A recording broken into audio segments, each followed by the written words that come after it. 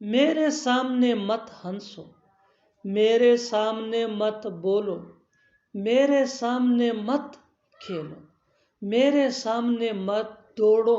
इन जुमलों में हम बोल रहे हैं मेरे सामने। इसके लिए आपको यूज करना होगा इंग्लिश में इन फ्रंट ऑफ मी।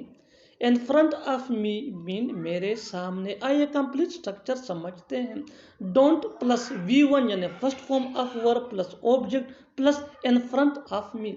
आगे डिटेल से समझाता हूँ मिसालों से। Let's see some examples for better understanding. मेरे सामने मत हंसो, don't laugh in front of me, don't laugh in front of me.